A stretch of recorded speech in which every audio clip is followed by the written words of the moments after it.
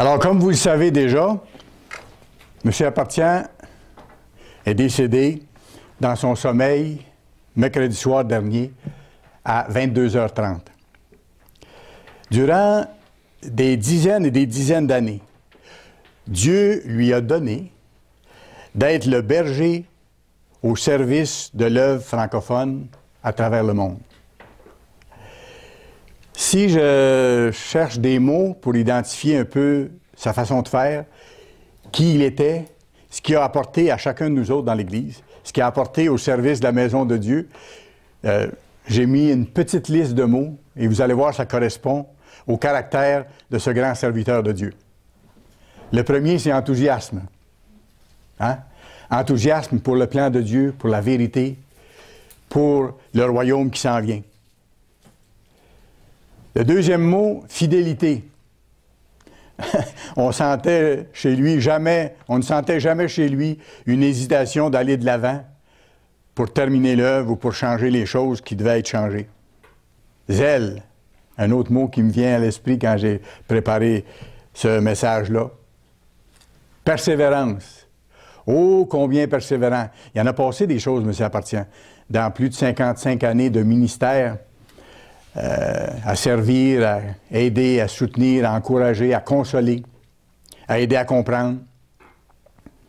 Toujours soucieux de plaire à Dieu et de servir les autres. Ça, on le sentait. C'était pas pour lui qu'il faisait ça. On le sentait. Il n'y avait pas besoin de le dire. Et tout ça, il le faisait de façon très particulière dans la dignité. Quand on pense à lui, on pense à un homme digne, serein, toujours respectueux, qui prend le temps d'écouter les autres, qui prend le temps de répondre avec sagesse. Quand il ne sait pas la réponse, il attend, il va prier Dieu, il revient et il donne la réponse. Ça, c'est lui. Un serviteur de Dieu qui a appris à compter sur Dieu tous les jours et dans les grandes choses comme dans les petites choses, parce qu'il voulait vraiment faire la volonté de Dieu. Puis pour envelopper tout ça, le dernier mot que j'ai mis, qui met l'emballage, si vous voulez, à sa nature, à son caractère, vous allez comprendre tout de suite, la joie. Hein, combien de fois il nous a dit dans ses messages, soyez toujours joyeux, quelles que soient les circonstances.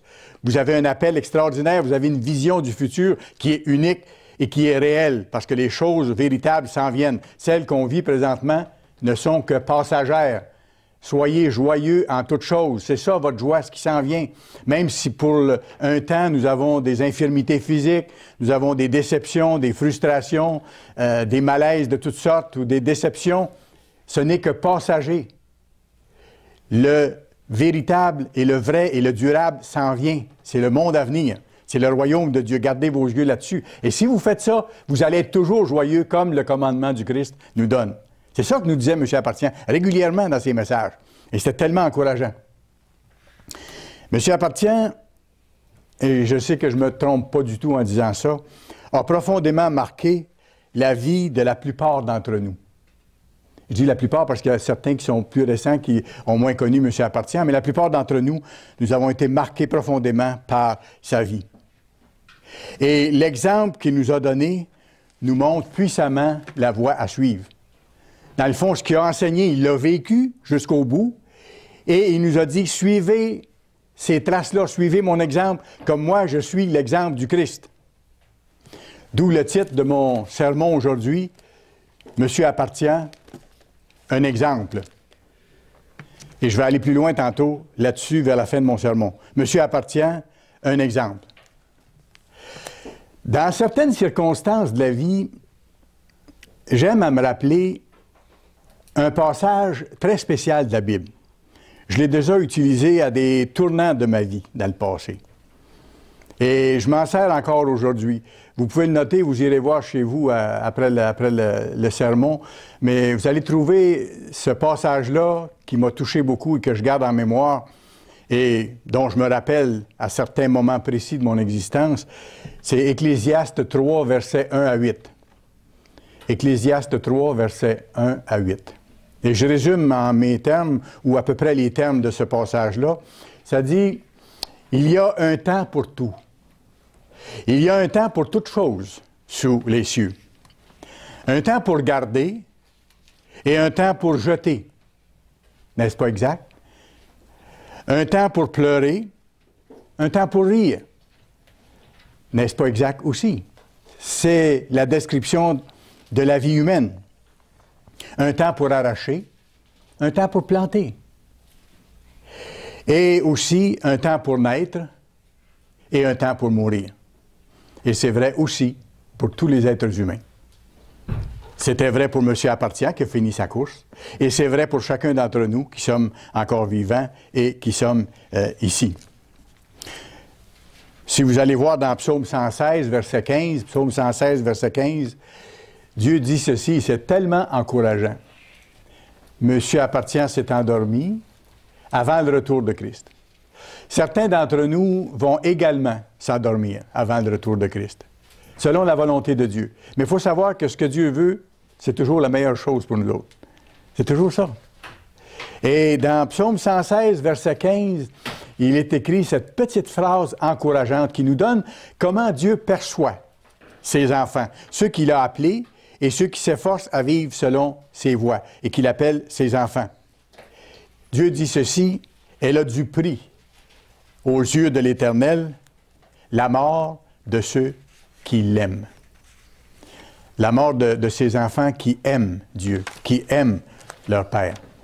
Et aimer Dieu, on sait que c'est s'efforcer de vivre selon ses voies. Alors Dieu dit, quand un de ceux-là meurt, parce qu'il le permet, qu'il le veut, c'est qu'elle a du prix. Dieu s'en souvient pour ramener cette personne-là à l'existence au moment du retour de Christ, pour que la personne soit debout sur ses pieds et reçoive sa couronne. Hein, c'est bien marqué dans Apocalypse 3, lorsqu'il parle des gens de Philadelphie, des serviteurs fidèles de Dieu. Il dit « Retenez votre couronne afin que personne ne prenne votre couronne. » C'est la chose la plus précieuse. Notre appel, notre avenir, ce que Dieu décrit comme étant notre couronne, parce qu'on va régner sous le Christ dans le monde à venir. Maintenant, avant d'aller plus loin, j'aimerais, dans ce message qui est un hommage à M. Appartient aussi, que j'ai connu depuis de nombreuses années, qui nous a tellement encouragés, qui nous a appris, mon épouse et moi, plein de choses.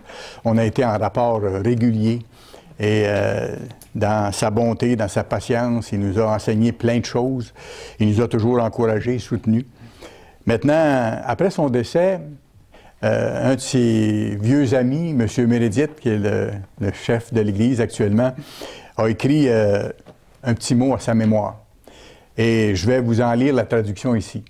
Ça vous donne un peu le caractère du personnage de M. Appartient.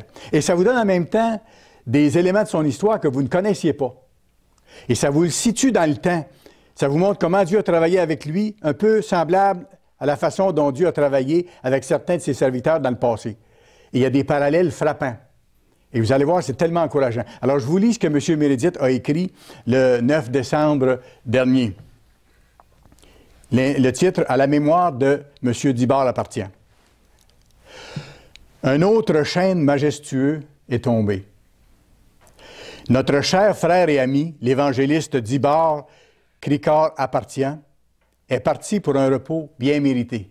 Oh oui, il a travaillé tellement fort. M. Appartient a vécu 94 années, pour ce qu'on sait. 24 de plus que le roi David, qui s'était éteint, rassasié de jours, à l'âge de 70 ans.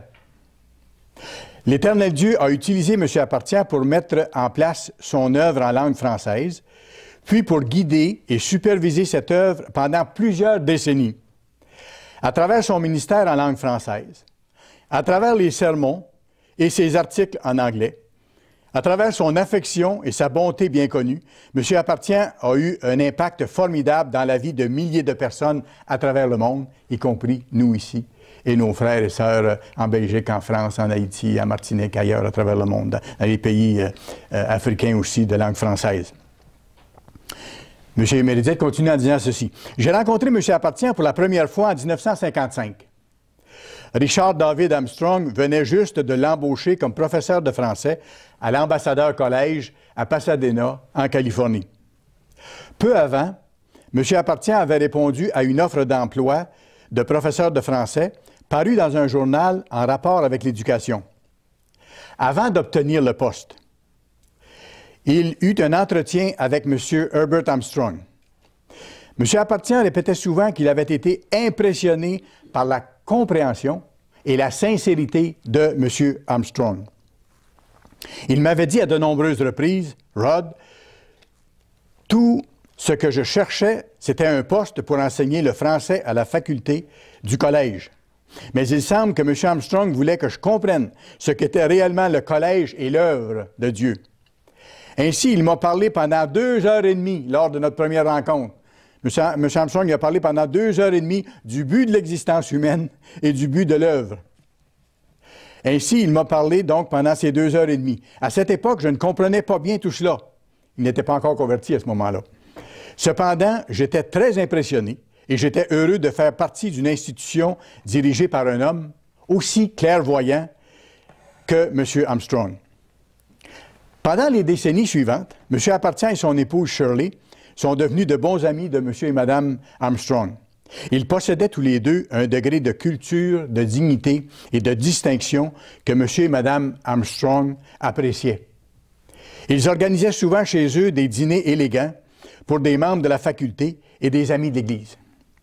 Et on a eu l'occasion d'être invités à quelques reprises, mon épouse et moi, et c'était vraiment très, très particulier. Même la dernière fois que nous sommes allés à Charlotte pour la télévision, M. et Mme Appartient, même si M. Appartient était déjà malade, a tenu à ce qu'on aille manger avec eux chez eux.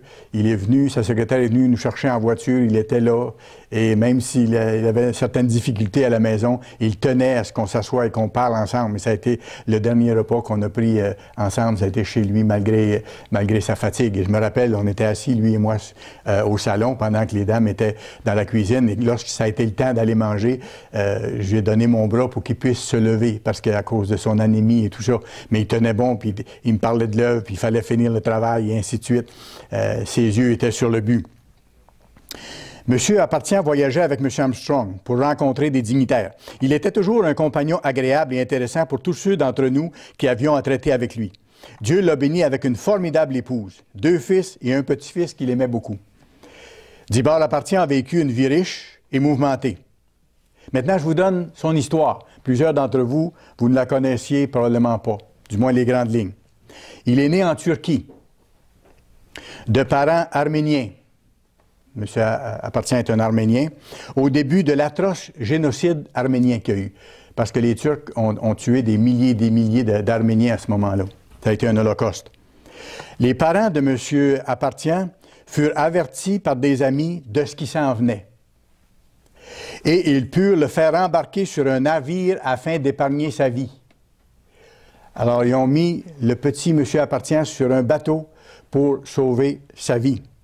Alors qu'il avait 5 ou 6 ans, il a été envoyé à Marseille, dans le sud de la France, pour être pris en charge par des proches, par des parents en Suisse. Ceux-ci le placèrent finalement dans un orphelinat. Ils ne l'ont pas gardé, mais ils l'ont mis à l'orphelinat, où il passa les années suivantes et où il reçut la majeure partie de son éducation. Plus tard, il excella dans ses études et il acquit une excellente éducation en Suisse. Pendant la Seconde Guerre mondiale, il commença à travailler pour l'ambassade des États-Unis. Regardez comment Dieu prépare son monde, comment Dieu a travaillé avec lui. Il commença à travailler pour l'ambassade des États-Unis à Berne, en Suisse. Grâce à son intelligence, grâce à sa diplomatie et à sa courtoisie, il devint l'employé non suisse le plus haut gradé dans l'ambassade des États-Unis à Berne. Vous ne saviez peut-être pas l'arrière-scène de la préparation de M. Appartient, mais M. Appartient est un homme très doué, qui a travaillé énormément fort, même au niveau de son éducation et tout ça. Et je n'entrerai pas dans les détails, mais c'était aussi un métaphysicien, un écrivain. Il était même, lorsque Dieu l'a appelé, il était sur le point de publier un volume très avancé au niveau de la métaphysique. Mais il a renoncé à ça parce qu'il a commencé à comprendre la vérité de Dieu qui était contraire à ce qu'il avait pensé jusque-là. Alors, ça a été arrêté. Alors, M. Appartient avait plusieurs cordes à son arc. Alors, donc, il est devenu, comme ça, le plus haut gradé de l'ambassade des États-Unis à Berne en tant que non-suisse. M. Appartient trouva grâce, regardez bien, aux yeux d'un haut diplomate américain à ce moment-là, qui était en visite à l'ambassade. Et ce haut diplomate l'a aidé, juste après la Seconde Guerre mondiale, à immigrer aux États-Unis. Parce qu'il y a quelqu'un qui avait un plan pour ce jeune Arménien-là qui avait été éduqué en Suisse et qui avait gravi les échelons de la diplomatie et de l'administration gouvernementale. Alors, il a immigré aux États-Unis et a commencé à travailler à New York comme professeur de français particulier, c'est-à-dire pour un élève à la fois. Il quitta ensuite New York pour Los Angeles, avec l'espoir de côtoyer les stars francophones d'Hollywood. Il avait vu une possibilité là parce qu'il disait, bien, je peux peut-être enseigner, il nous en a parlé à quelques reprises, je peux peut-être enseigner à ces gens-là ou à leurs enfants le français et je vais me faire une carrière de cette façon-là. Et là, il a décidé de postuler pour un poste de français au collège. C'est à ce moment-là, Dieu a mis sa main, je ne vous donne pas les détails, mais Dieu a mis sa main. C'est pas à Hollywood qui a fait l'application, mais il a vu l'annonce pour le collège ambassadeur, le collège de l'Église de Dieu. Et il a fait application pour ça. C'est ainsi qu'il rencontra Richard Armstrong, le garçon de M. Herbert Armstrong, et qu'il entra à l'ambassadeur collège. Dès lors, il devint mon ami. C'est M. Meredith qui parle. Et même mon plus vieux et plus ancien ami personnel depuis plus maintenant de 55 ans. Alors, c'est pas d'hier. Dibord appartient, Richard David Armstrong, Benjamin Ray, qui était en charge du département hispanophone et doyen de l'ambassadeur collège à Bricketwood, et moi, nous avons été pendant des années les 4 célibataires de la faculté de l'ambassadeur collège. C'était des jeunes hommes à l'époque là-bas. Nous avons partagé de nombreux repas. Nous avons fait des randonnées en montagne et d'intéressants voyages ensemble. Bien que M. Appartient fût plus âgé, il nous a survécu, sauf moi, qui était le plus jeune des 4. Il voyagea beaucoup à travers l'hémisphère nord et en particulier en Europe, souvent au service de Dieu. Son abnégation pour enseigner et mettre en pratique le mode de vie de Dieu est devenue sa marque de commerce. Sa chaleur, sa personnalité attentionnée et son enthousiasme pour bâtir l'œuvre francophone et pour servir l'ensemble du peuple de Dieu vont beaucoup nous manquer. Personnellement, les conseils et les encouragements d'un de mes meilleurs amis sur la terre vont me manquer particulièrement. Oui, un chêne majestueux est tombé. Bien qu'il nous manque à tous, nous nous réjouissons que Dieu ait donné à son serviteur, Dibord Appartient, 94 années au moins d'une vie productive et pleine de rebondissements. Et nous pouvons nous réjouir que cette vie intéressante l'ait été au service de notre grand Dieu. Nous attendons maintenant avec impatience et enthousiasme de revoir notre ami Dibord Appartient lors de la résurrection à venir. Nous sommes certains qu'il sera là et qu'il nous accueillera encore une fois avec son grand sourire. Que Dieu hâte ce jour. Roderick C. Meredith. Alors, je pensais que vous seriez touchés comme moi par ces paroles de M. Meredith qui décrivent qui était M. Appartient, comment on a été béni d'avoir ce serviteur-là qui nous a aidés pendant des années et qui a tracé la voie. Maintenant, avec ce que je viens de vous dire, vous allez comprendre pourquoi j'ai été touché puis frappé par le témoignage de 3 membres de l'Église qui, après avoir appris le décès de M. Appartient, ont vu un parallèle intéressant entre M. Appartient et Moïse, si vous y pensez comme il faut, dans le cheminement, là, dans le vécu, dans la vie qu'ils ont vécue. D'abord, tout petit, placé sur l'eau pour être sauvé de la mort. Moïse, ça a été son cas au tout début, et ça a été le cas de M. Appartient. Ils ont tous les deux été recueillis dans un pays qui était alors prospère. Et tous les deux ont reçu une éducation de haut niveau et une culture de haut niveau. On voit par la biographie de M. Appartient que je viens de vous mentionner, qui est allé dans les plus grandes écoles, qui a appris au niveau de la diplomatie, dans les bureaux les plus renommés à travers le monde, au niveau de l'ambassade des États-Unis en Suisse et tout ça. Comme Moïse avait appris à la cour de Pharaon, parce que Moïse était un général d'armée, il avait appris l'administration, la planification militaire et tout ça. Alors, les deux ont une expérience gouvernementale, une expérience, un entraînement à diriger des gens, à servir des gens aussi. Hein? Vous savez, quand on met tout ensemble les détails comme ça, c'est frappant. Et les deux ont été désignés par Dieu pour diriger son peuple. C'est frappant quand on met ensemble les différents éléments comme ça, on voit le parallèle qu'il y a. C'est frappant dans ce cas-là. Bien sûr, M. Appartient demeure un homme, comme Moïse était un homme aussi, comme l'apôtre Paul était un homme, comme nous. C'est pas question d'idolâtrer personne, mais il faut reconnaître à qui de droit ses qualités, son caractère, ce qu'il a fait et ce que Dieu a fait avec lui, comme ce que Dieu a fait avec Moïse. Allez à Hébreux chapitre 11, s'il vous plaît. Hébreux chapitre 11.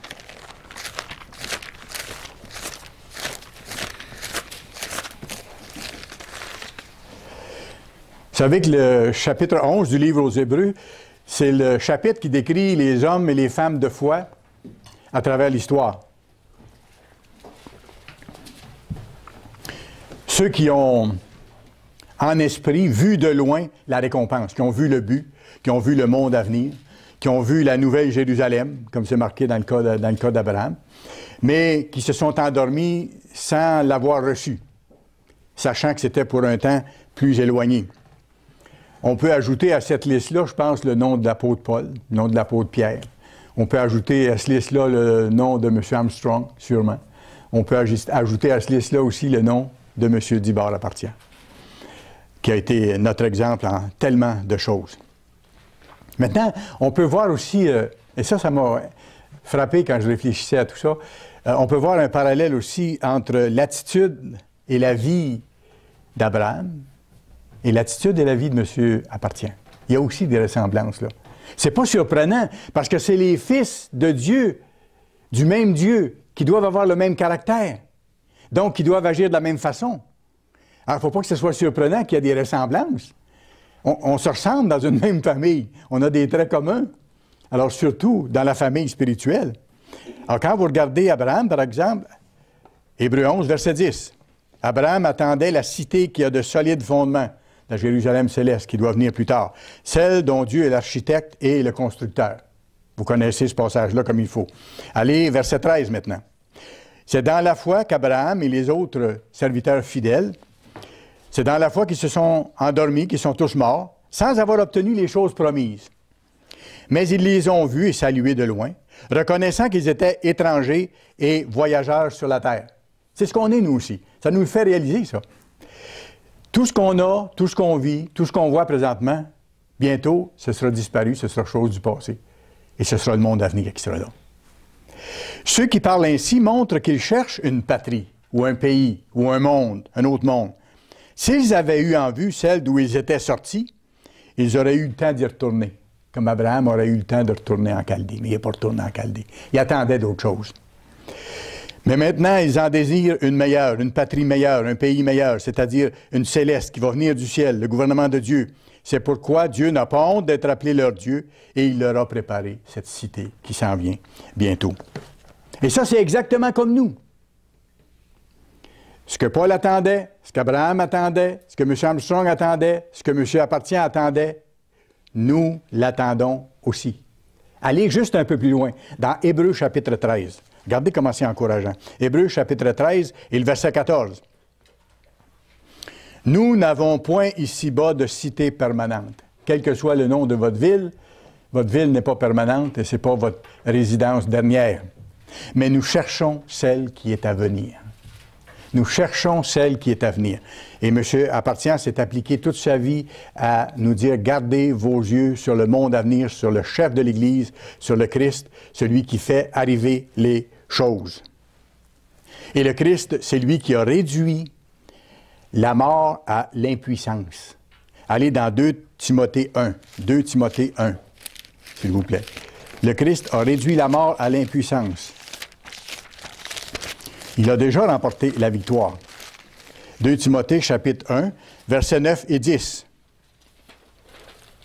Et il nous a sauvés, le Christ, et nous a adressé une sainte vocation. Il nous a appelés, non à cause de nos œuvres. Oh non, c'est pas à cause de nos œuvres, à cause de sa miséricorde, mais selon son propre dessein et selon la grâce qui nous a été donnée en Jésus-Christ avant les temps éternels.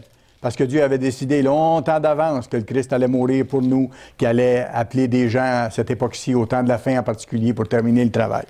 Verset 10, et qui a été manifesté maintenant par la venue de notre Seigneur Jésus-Christ, qui a réduit la mort à l'impuissance. Ça, c'est fait. Il reste à compléter le processus, si vous voulez. Mais la mort, elle a été vaincue. Le Christ est ressuscité. Et un jour, la mort sera éliminée. Il n'y aura plus aucune larme, il n'y aura plus de tristesse. Qui a réduit la mort à l'impuissance et a mis en évidence la vie et l'immortalité par l'Évangile. Regardez maintenant le verset 11 et 12. C'est pour cet Évangile que j'ai été établi prédicateur et apôtre. Et c'est pour ce même Évangile que M. Appartient a été établi prédicateur et évangéliste, chargé d'instruire les païens, dans le cas de Paul. Et c'est à cause de cela que je souffre ces choses. Et M. Appartient a eu sa part de souffrance, je le sais. On a vécu proche de lui longtemps. M. Appartient a eu des énormes souffrances, des énormes déceptions au cours de sa vie. Mais il a toujours tenu bon. Il faut garder les yeux sur ce qui s'en venait, sur le Christ. Mais je n'en ai point honte, car je sais en qui j'ai cru. Et M. Appartient le savait aussi. Et je suis persuadé qu'il a la puissance de garder mon dépôt jusqu'à ce jour-là. Et M. Appartient s'est endormi avec cette conviction que Dieu allait garder son dépôt, c'est-à-dire son esprit, jusqu'au jour de la résurrection. Versets 6 et 7. Regardez ce que M. Appartient nous a dit tellement souvent. Et je rattache ça à ce que je viens de vous lire le concernant, comme un message qui s'adresse de sa part encore à nous. C'est pourquoi je t'exhorte à ranimer la flamme du don de Dieu que tu as reçu par l'imposition de mes mains. Car ce n'est pas un esprit de timidité que Dieu nous a donné. Au contraire, son esprit nous remplit de force, d'amour et de sagesse. Ça, on peut compter là-dessus, comme le soleil se lève chaque jour.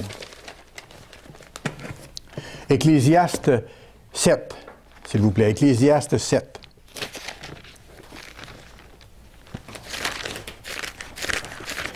Ecclésiaste chapitre 7. Un passage qui nous dit de réfléchir dans certaines circonstances. Ça aussi, je m'en rappelle à différentes occasions.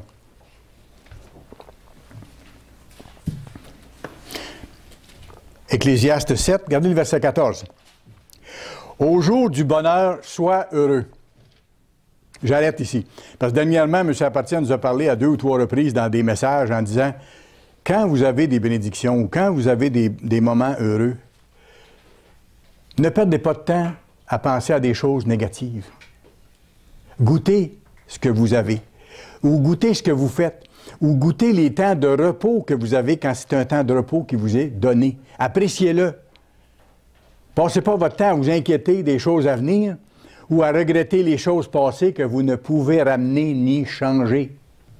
Ça fait partie d'être toujours joyeux. Apprécier les choses qu'on a, prendre le temps d'y goûter. Pas être dans le passé, ni être dans le futur. Être là, avec Dieu devant lui. Alors il dit, au jour du bonheur, sois heureux, goûte-y. C'est ce que M. Appartient nous disait souvent. Et au jour du malheur, réfléchis. Au jour du malheur, réfléchis. Ou dans certaines versions, au jour de l'adversité, réfléchis. Pense. Parce que de façon générale, c'est marqué après, Dieu a fait l'un comme l'autre, afin que l'homme ne découvre en rien ce qui sera après lui. Et de façon générale, les êtres humains ne savent pas ce qui vient. Mais n'oubliez pas une chose, Dieu révèle à ses serviteurs les choses qui viennent. Il les avait révélées à Paul, à M. Armstrong, à M. Appartient, et il les révèle à nous pour nous encourager de tenir bon dans les temps difficiles et dans nos épreuves que nous avons tous inévitablement à passer, qui sont des moyens de nous entraîner aussi pour le monde à venir. Tout ça sert à quelque chose. Dieu se sert de tout ça. Alors, il dit, réfléchis au jour de l'adversité. Et je me rappelle que M. Dibord Appartient, lorsque M. Armstrong est décédé, M. Appartient a réfléchi beaucoup. Et M. Appartient s'est dit à ce moment-là, Satan va attaquer. Il nous en avait parlé. J'ai revu des notes. J'ai mes notes de sermon depuis que je suis dans l'Église, au début des années 1970. J'en ai. Et quand j'ai retourné voir des notes de sermon de M. Appartient, il avait bel et bien dit, attention, Satan va attaquer. Et Satan a attaqué après la mort de M. Armstrong. C'est pas venu dans la première année, mais c'est venu assez rapidement. Et M. Appartient le savait, Dieu avait averti. M. Appartient avait réfléchi dans les temps d'adversité, quand M. Armstrong est décédé. Là, M. Appartient vient de mourir. À nous de réfléchir. Satan va attaquer. Satan va attaquer.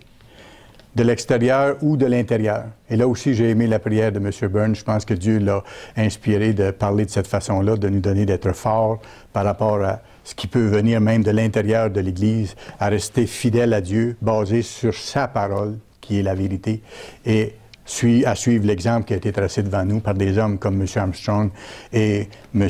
Appartient. Maintenant, pour continuer mon message d'aujourd'hui dans le même ton, et comme pour qu'on se rappelle les admonitions, les avertissements, les encouragements de M. Appartient, je veux vous rappeler quelques éléments qu'il nous a donnés il y a 18 mois, lors de sa dernière visite ici à Québec. C'était le 31 mai 2009. Je vois des sourires parce que le 31 mai 2009, ça a été pour certains leur contact avec l'Église. Et M. Appartient, c'était le jour de la Pentecôte en 2009. Et M. Appartient a donné une conférence publique pour ceux qui étaient sur nos listes d'abonnés. Il y a un certain nombre de personnes qui étaient venues. Et de ce nombre-là, nous en avons 3 ici à l'Église de Québec qui sont là maintenant et qui sont en route vers d'autres étapes dans l'Église. Et c'est vraiment formidable. Alors ça, c'est des fruits du travail de M. Appartient aussi. Alors, je ne sais pas si vous vous rappelez, ce jour-là, il nous avait donné une vision spéciale de ce qui s'en venait. Et moi, mon impression, c'était qu'il nous donnait comme un testament spirituel pour nous, afin que nous continuions. Il ne savait pas le temps qui lui restait exactement, mais je pense qu'il avait l'impression que c'était peut-être sa dernière visite. Nous, on avait cette impression-là, mon épouse et moi aussi, et on en a profité pour lui faire visiter certains endroits particuliers que nous savions allaient les encourager de façon spéciale, et on l'a fait, je suis content qu'on l'ait fait, parce qu'effectivement, ça a été son dernier voyage parmi nous ici. Mais il nous avait dit à ce moment-là, puis je vous résume en gros, parce que c'est bon qu'on se rappelle ces choses-là, il ne les a pas données pour rien. Vous savez, c'est comme je vous dis, c'est comme un testament spirituel. Et ça, c'est un rappel pour dire ces paroles comme si lui-même vous les disait encore, parce que les choses ont même avancé depuis ce temps-là. M. Appartient avait dit, l'Amérique commence à faire faillite, et avant longtemps, elle sera en déclin total. Et depuis les derniers 18 mois, vous savez tout ce qui s'est passé et vous savez tout ce qui est en train de s'enclencher aussi du côté de la chute de l'Amérique. Les journaux, comme il mentionnait à ce moment-là, les journaux commencent même à parler de quelque chose d'inhabituel, d'incompréhensible dans ce qui se passe sur la scène mondiale, au niveau économique, au niveau de la température, au niveau de la corruption qui se répand de plus en plus dans nos gouvernements, dans nos différentes institutions. M. Appartient avait dit, vous allez voir, les journaux commencent à réaliser et à souligner l'état des choses actuelles qui sont vraiment en déclin. Et la grande puissance américaine est en chute.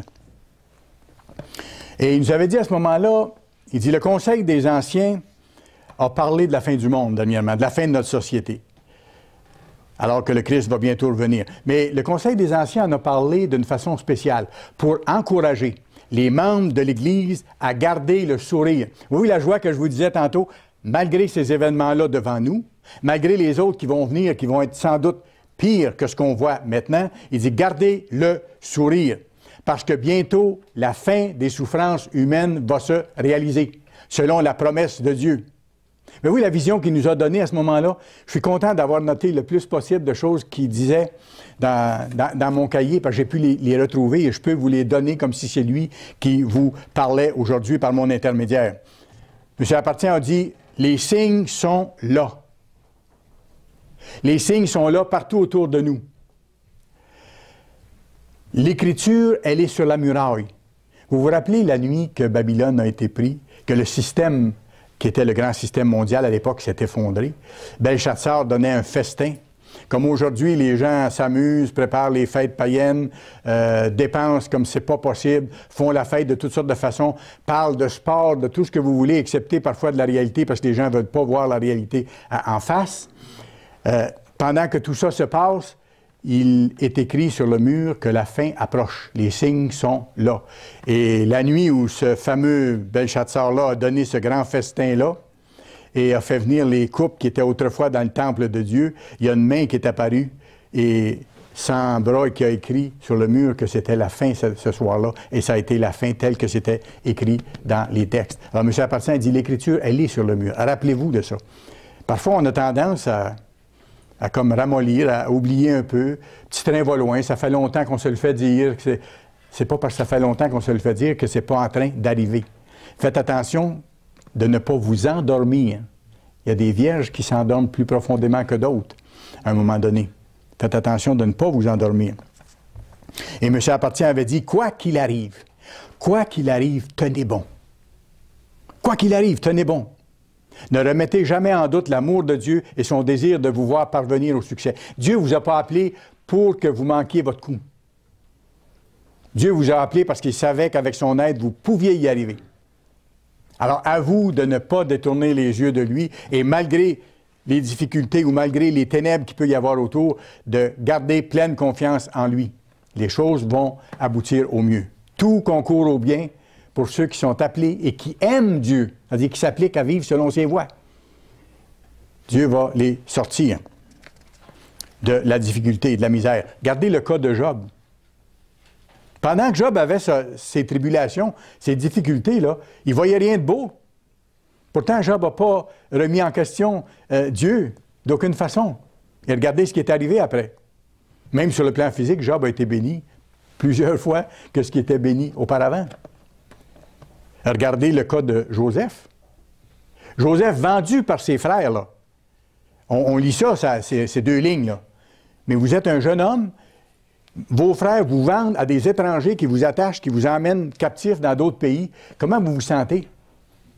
Il n'a pas remis Dieu en question, il n'a pas dit « Moi, j'aime Dieu, puis regarde où je me retrouve maintenant. Je souffre, j'ai de la... » Non, nulle part vous voyez Joseph qui se plaint de ça. On voit même Joseph après, pour avoir obéi aux lois de Dieu, en ne couchant pas avec la femme de Potiphar, qui a été mis en prison. Et là, je pense qu'il y a eu une période d'une dizaine d'années avant qu'il sorte de là. Tout ce temps-là, Joseph a gardé quand même les yeux sur Dieu et sur le fait que Dieu allait le délivrer d'une façon ou de l'autre.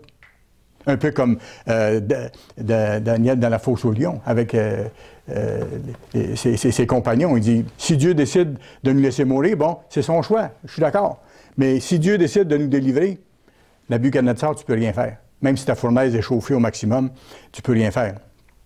Alors, Joseph a tenu le coup. Et c'est des exemples que nous, on doit garder, ça. Parce qu'il y a des périodes dans notre vie où c'est sombre, où c'est plus noir, où on ne voit pas. Mais dans ce temps-là, il faut garder nos yeux sur le Christ, en sachant que lui, il va nous sortir. Si moi, je fais ma part, si je reste fidèle. 1 Pierre, chapitre 5. 1 Pierre, chapitre 5. M. Appartient a dit, Satan va attaquer, Satan va redoubler d'efforts pour nous faire perdre patience et pour nous amener à douter. S'il peut nous amener à douter, déjà, il y a un pied dans la porte. Déjà, il est en train de nous déstabiliser. Ne doutez pas de Dieu. Combien de fois M. Appartient nous a dit ça? Ne doutez jamais de Dieu. Confiez-vous à lui totalement. Il va agir. 1 Pierre, chapitre 5, et le verset 8. Soyez sobre. Sobre, ça veut dire soyez maître de vous-même. Ne laissez pas n'importe quelle pensée entrer en vous. Ne les gardez pas, les pensées négatives. Et n'allez pas chercher des pensées négatives non plus dans toutes sortes d'émissions de télévision ou de films ou de choses de violence ou de perversité, de tout ça. Il dit, soyez maître de vous-même, soyez sobre, veillez. Votre adversaire, le diable, rôde comme un lion rugissant, cherchant qui il dévorera. Résistez-lui avec une foi ferme, sachant que les mêmes souffrances sont imposées à vos frères dans le monde. Le Dieu de toute grâce qui vous a appelé en Jésus-Christ à sa gloire éternelle, après que vous aurez souffert un peu de temps, vous perfectionnera lui-même. Il dit, regardez, si vous tenez même dans la souffrance, là, il va vous perfectionner lui-même, il va vous affermir, il vous fortifiera et vous rendra inébranlable.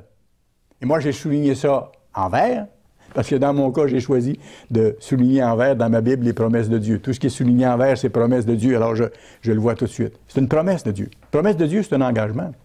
Et Dieu ne ment pas.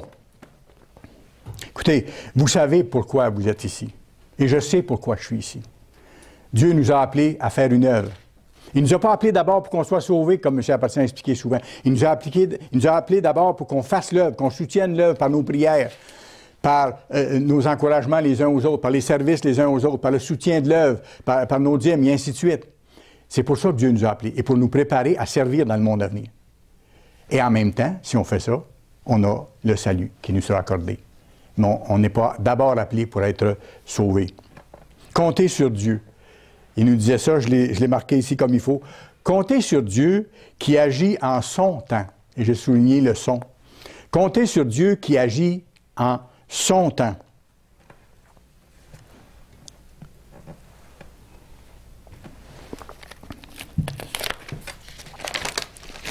Et après ça, M. Appartient nous a dit, M. Gérald Weston, qui est le directeur canadien de l'œuvre, a été un de mes étudiants.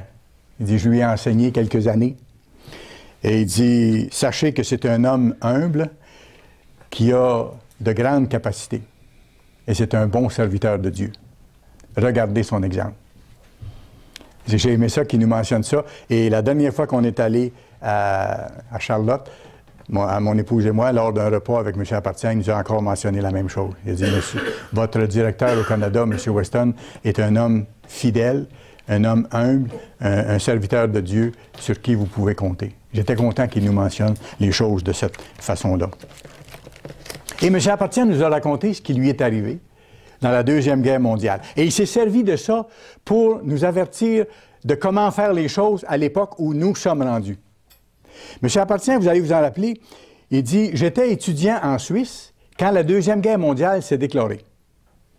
Aucune idée de ce qu'est la guerre à ce moment-là pour lui ou à peu près. Il dit « Je ne connaissais pas ça. » Il dit « Un matin de septembre, soudain, Hitler envahit la Pologne. Paf!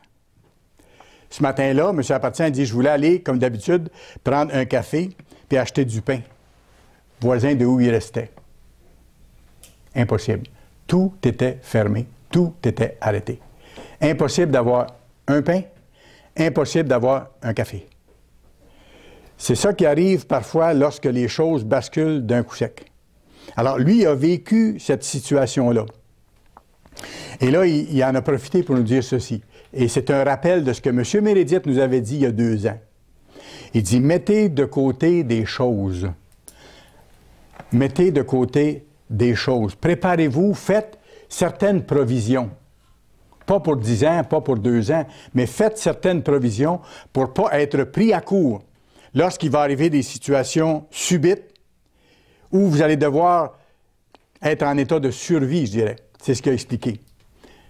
Ayez à portée de la main un peu d'argent liquide, ayez de la nourriture pour quelques jours ou quelques semaines, et ayez de l'eau pour quelques semaines aussi. De sorte que s'il arrive un événement soudain, vous pouvez simplement ne pas bouger pour une certaine période et avoir le temps de vous réorganiser. Ça, c'est la part qu'on doit faire avant que ces choses-là se produisent. Il va arriver des choses. Il va arriver des choses. Vous avez vu cette semaine que c'est fort possible qu'on... C'est pas possible, c'est possible, mais qu'au niveau de l'électronique, par exemple, on puisse paralyser des sites Internet, qu'on puisse paralyser l'utilisation de l'électronique, des ordinateurs. Est-ce que je peux vous rappeler une réalité? C'est que nos sociétés modernes dépendent entièrement des ordinateurs. Même pour que les camions d'alimentation soient chargés dans une région pour amener la nourriture dans les régions, tout fonctionne par ordinateur. Tout. L'acheminement de l'essence, l'essence à la pompe, tout ce que vous voulez. Tout fonctionne par ordinateur maintenant. Et on sait qu'il peut y avoir des cyberattaques qui appellent, où on peut paralyser un pays dans le temps de le dire. Alors, c'est pas pour rien que le vieux serviteur de Dieu nous a rappelé cette réalité-là en disant « Faites quelques provisions. » Ne soyez pas inquiets ou de la mesure, vous êtes entre les mains de Dieu, mais faites votre part et Dieu va faire la sienne. Faites votre part et Dieu va faire la sienne. C'est pas pour rien qu'il y a 18 mois, M. Apartient, lors de son dernier voyage, a pris la peine de nous rappeler cette réalité-là. Mettez des choses de côté. Et ne portez pas attention en ce qui concerne la perception que les gens ont du monde actuel ou la perception qu'ils ont de ce que nous annonçons, le monde à venir, de ce que nous annonçons le retour de Christ pour établir son gouvernement sur la terre et tout ça. Parce qu'il est bien dit que dans les derniers temps, il y aura des moqueurs partout autour qui vont dire « Ça fait longtemps que vous en parlez du retour de Christ. Est-ce qu'il est revenu, le Christ? Est-ce qu'il est là? Ça fait des centaines d'années que les gens en parlent et tout ça. » La Bible est très claire là-dessus, mais M. Apartient a dit « Faites attention de ne pas tomber dans ce piège-là, parce que c'est pas parce que ça fait un certain temps que ça n'arrivera pas. » Vous vous rappelez l'histoire de Noé? Noé a annoncé le déluge pendant une centaine d'années. Au début, les gens devaient porter attention. Après ça, ils ont dit « Noé n'est pas normal ». Et après ça, comme on a vu dans certains endroits, ils ont fait probablement des chansons à boire sur l'arche de Noé et tout ça. Mais le jour où la porte de l'arche a été fermée et l'eau a commencé à tomber, ça, c'était la réalité. Elle avait été annoncée longtemps d'avance. Et c'est la même chose pour le retour de Jésus-Christ. 2 Pierre, chapitre 3. On est tout proche. Allez dans 2 Pierre, le chapitre 3, versets 3 et 4. 2 Pierre 3, versets 3 et 4. Sachez avant tout que dans les derniers jours, et nous sommes dans les derniers jours, il viendra des moqueurs avec leur raillerie et marchant selon leur propre convoitise. Pour ça, pourquoi il dit marchant selon leur propre convoitise? Parce qu'ils ne veulent pas changer. Et que nous, lorsqu'on annonce le message de l'Évangile, c'est l'Évangile qui contient le repentir aussi, de changer nos voies, de demander pardon à Dieu, et d'observer les lois telles qu'elles sont faites, les 10 commandements et les autres lois que Dieu nous a données. Mais comme les gens ne veulent pas changer, comme c'est marqué ici, ils veulent vivre selon leur propre convoitise, ils rejettent le message et ils rejettent le messager et ça devient un sujet de moquerie. Sache que dans les derniers jours, il viendra des moqueurs avec leur raillerie et marchant selon leur propre convoitise. Ils disent, « Où est la promesse de son avènement? » Car depuis que nos pères sont morts, tout demeure comme dès le commencement de la création. Il n'est pas encore revenu depuis tout le temps qu'on en parle. Mais un jour, les portes de l'arche vont être fermées. Et ceux qui seront à l'extérieur seront à l'extérieur. M. Appartient nous a dit ce qui compte, écoutez, c'est de persévérer dans le repentir. Persévérer dans le repentir, de s'approcher de Dieu de plus en plus régulièrement par la prière, par le jeûne, en s'appliquant à vivre chrétiennement, en faisant l'œuvre, en supportant l'œuvre. Et chose intéressante, M. Appartient mentionnait ça assez régulièrement dans ses sermons. Il disait, écoutez, dans la vie chrétienne, là, on ne réussit pas tout en une seule fois. C'est progressif. Et heureusement qu'on le voit comme ça parce qu'on se découragerait. Et M. Appartient nous le montrait dans ce sens-là. Il disait, n'oubliez pas une chose, c'est pas parce qu'on perd une bataille qu'on perd la guerre. Si vous perdez une bataille, relevez-vous au plus tôt. Demandez pardon à Dieu, demandez-lui son aide et continuez, persévérez. C'est ça la persévérance. Il disait, ce qui compte, c'est de gagner la dernière bataille. Et celle-là, pour la gagner, il faut être encore là. Dans le sens qu'il faut avoir continué, il faut avoir persévéré à livrer combat, pas avoir baissé les bras, mais être toujours sur nos gardes, puis être prêt à changer, puis à continuer à le faire, puis pas se décourager quand on manque notre coup temporairement, qu'on demande pardon à Dieu, puis qu'on recommence la lutte, et Dieu nous aide à ce moment-là. Persévérer jusqu'à la fin, c'est bien marqué dans la Bible, hein? Et c'est là qu'est notre salut. M. Appartient a précisé en disant ceci, et là, il pensait à son départ possible, et possiblement même M. Mérédith, si le cas advient. M. Appartient avait dit, il y a 18 mois, à Québec, au Québécois, le jour de la Pentecôte, il nous avait dit, la prophétie ne s'arrête pas avec M. Mérédith ou avec Dibord Appartient. La prophétie ne s'arrête pas avec M. Mérédith ou avec Dibord Appartient ou avec moi. Et là, il avait précisé, il dit, dernièrement, dans un conseil des anciens, ça va vous rappeler quelque chose, il a été décidé que si M. Mérédith n'était plus capable d'exercer ses fonctions ou s'il décédait, ce serait M. Richard Ames qui prendrait la direction de l'Église, qui a été désigné comme celui qui allait continuer le travail. Et il dit, on voit revenir des gens à l'Église, en plus. Alors, s'il arrivait un cas comme ça, déjà, c'est prévu la suite des choses. Et il dit, on voit revenir des gens. Mais il dit, vous, dans les églises francophones, ne vous inquiétez pas. Dieu a pourvu. Dieu vous a donné des ministres dans chaque région du monde. Et Dieu va en appeler d'autres aussi. Et il avait dit à ce moment-là, vous, dans la région de Montréal, M. Secours est avec vous, il va prendre soin de vous. Il avait dit, vous, dans la région de Québec, Saguenay, Edmundston, M. Brochu est là pour vous servir et il va continuer à vous servir. Il avait mentionné que du côté de la France, M. Lardé était là en tant que fidèle serviteur ordonné pour prendre soin de l'Église.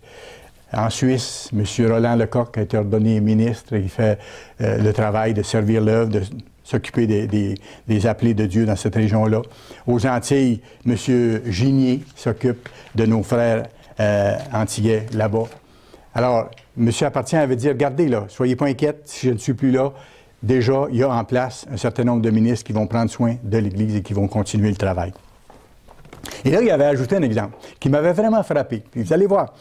Il a dit, écoutez, on est tout petit, on a peu de moyens, comme c'est marqué dans l'Apocalypse aussi, mais on a une grande œuvre à accomplir et Dieu peut susciter de nulle part de l'aide qui nous arrive à un moment donné.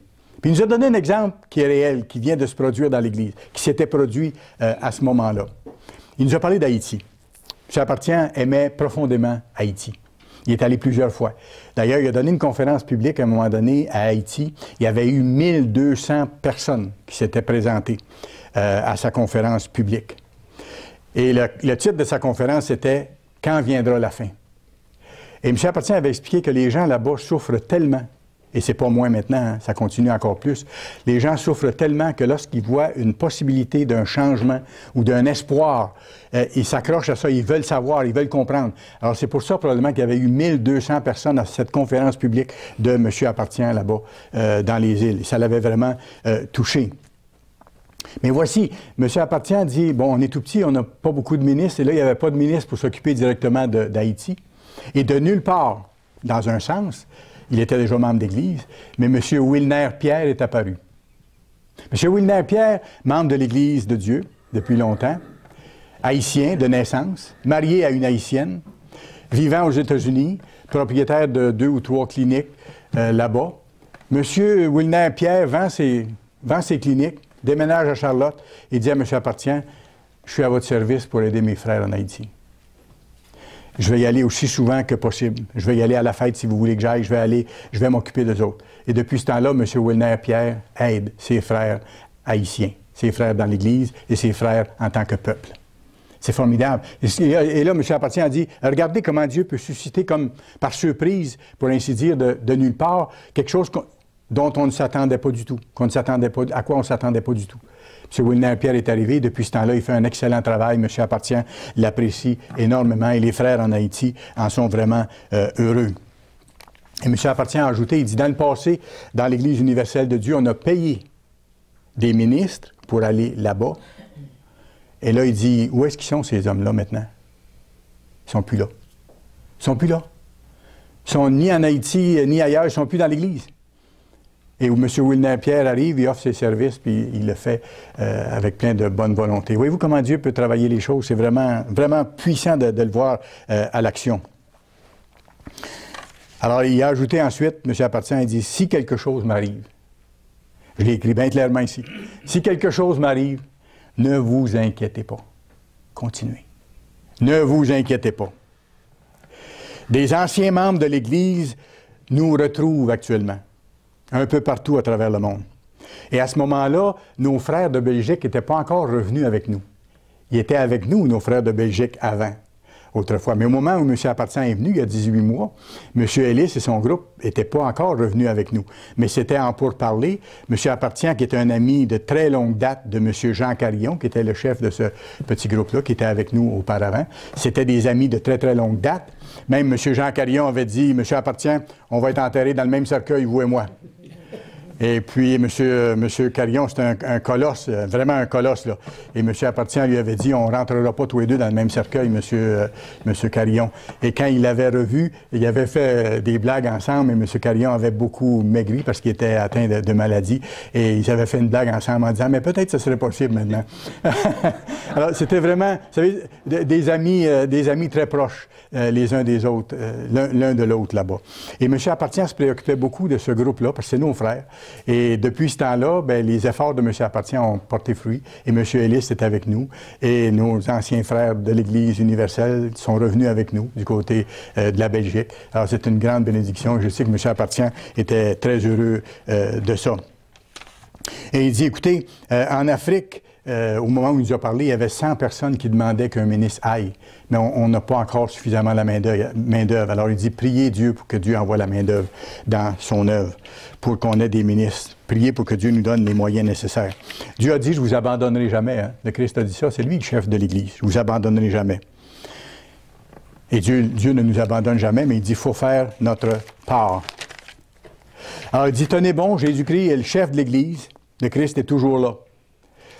Il dit, même s'il y a une seule personne ou deux personnes qui reviennent à l'Église suite à une visite qu'on fait ou suite à un travail qu'on fait, il faut le faire. Ça, c'était son approche. Hein?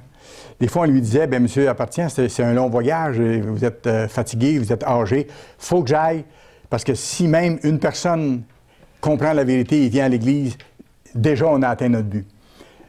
C'est comme ça qu'il voyait les choses. Il appliquait exactement ce qui est marqué dans la Bible, là où il est dit qu'il faut arracher du feu tout ce qu'on peut. C'est marqué, je vous donnais le passage tout à l'heure concernant ce principe-là. Et M. Appartient disait, écoutez, dans nos pays, on a plein d'abondance. Mais il dit, ce que nous avons aujourd'hui, vous ne l'aurez peut-être pas demain. Mettez-vous ça dans l'esprit pour ne pas vous sentir malheureux quand ces choses-là vont arriver, si ces choses-là arrivent. Parce que comme ça, vous allez être déjà préparé mentalement. Dieu nous donne la vision et Dieu nous donne la promesse qui va nous amener à terme. Nous, c'est de nous appliquer à obéir et à faire son œuvre. Demain, le Christ sera là. C'est ce qu'il nous a dit. Et il est bien marqué dans Luc 21, verset 28, quand on verra les choses se produire, les choses du temps de la fin, les signes se développer devant nous, sachez que votre délivrance est proche. Levez la tête. Alors, même dans les temps de noirceur ou de difficulté, levez la tête et voyez ce qui s'en vient. M. Appartient nous a invités de façon régulière dans l'Église à être unis. Et il faut qu'on soit unis de plus en plus. C'est pas pour rien qu'il demandait ça. Regardez le Christ lui-même, sur la croix. Pas sur la croix, mais avant d'être trahi, avant d'être mis à mort. Qu'est-ce qu'il a demandé à Dieu dans sa prière? Père, fais qu'il soit un, comme toi et moi, nous sommes un.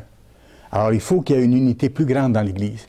Et M. Appartient déplorait quand il y avait des tiraillements parfois, ou quelqu'un qui voulait avoir un poste, ou quelqu'un qui se pensait plus important qu'un autre. Il dit, écoutez, il donnait l'exemple du corps qui est fait de différents membres qui n'ont pas toutes la même fonction.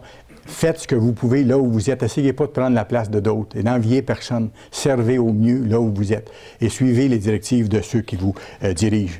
Il nous a invités de façon régulière à être plus unis, à ne pas chercher la prééminence, mais surtout dans tout ça, à développer notre relation avec Dieu. M. Appartient, c'est un homme qui a tout donné. Je ne vous l'apprends pas. Il a tout donné pour servir Dieu et puis pour servir ses enfants, dont nous aussi. Et il va bientôt lui arriver ce qu'il a souvent souhaité pour chacun d'entre nous. Il va entendre le Christ lui dire, « C'est bien, bon et fidèle serviteur, entre dans la joie de ton maître. » Et nous l'a cité souvent, ce passage-là. Ça va lui arriver à lui. Et c'est ce qu'il voulait pour chacun de nous. M. Appartient, comme je vous disais, il disait, j'irais même pour une seule personne si je devais faire un long voyage pour aider quelqu'un à comprendre la vérité ou pour servir une personne.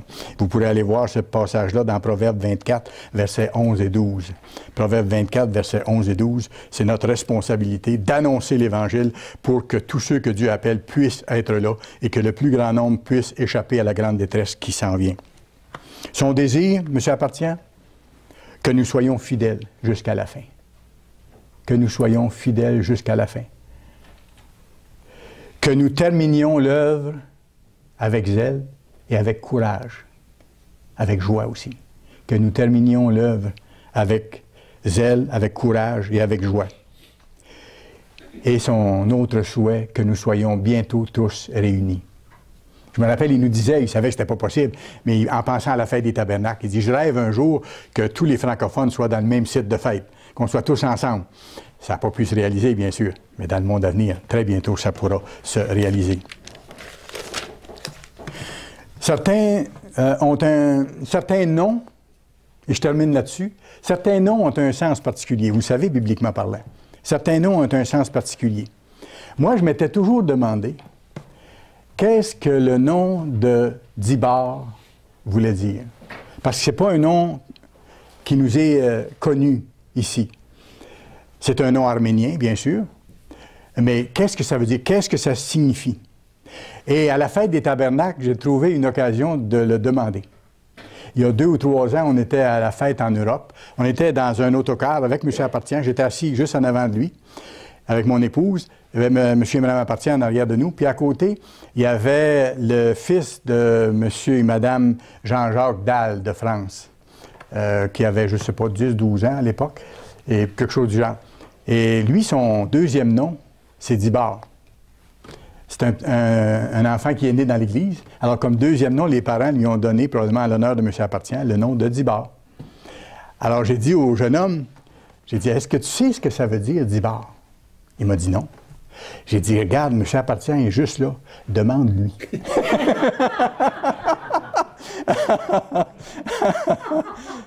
Demande-lui. Demande-lui. Alors, il s'est tourné vers M. Appartient et il a demandé. Et M. Appartient a donné une réponse toute simple. Il dit, ça veut dire exemple.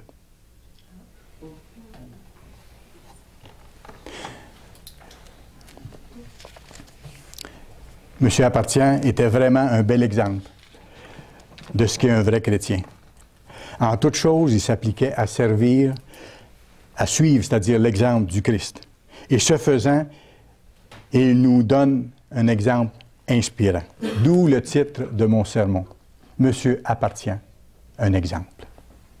Ou Monsieur Appartient, Dibard.